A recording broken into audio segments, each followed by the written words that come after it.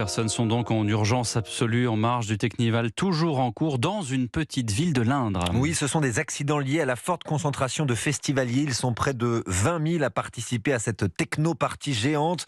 Elle s'est installée sur un terrain privé jeudi sans aucune autorisation. Le festival devrait durer jusqu'à la fin du week-end de l'Ascension.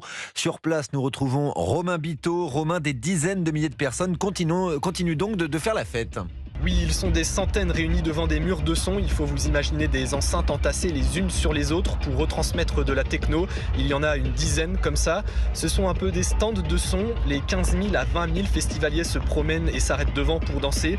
D'autres se reposent après une journée bien remplie. C'est le cas de Thomas, venu de Grenoble. C'est son premier Teknival. C'est l'éclat total, chef. Tranquillou. Ça change des boîtes de nuit où il y a un peu des bagarres. Voilà, là... C'est plus tranquille, tout le monde fait sa petite fête. Tout se passe bien, enfin, en tout cas on l'espère. Après il faut s'autogérer, quoi. Chacun se gère, c'est un peu ça le mouvement. Les gendarmes sont pas trop présents sur le site en tout cas. On voit un peu l'hélicoptère qui tourne, mais bon...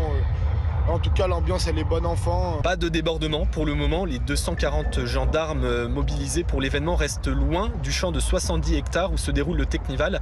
Ils se contentent de contrôles aux différents points d'accès. La sécurité sur place est assurée par 9 associations, 130 personnes sous les ordres d'Ombline, la présidente de Technoplus. Elle salue la coopération des forces de l'ordre. On a une très bonne relation avec la préfecture qui a vraiment compris que le fait de ne pas entraver l'accès au site, ça minimisait le risque de gens pas contents, on va dire, pour faire simple.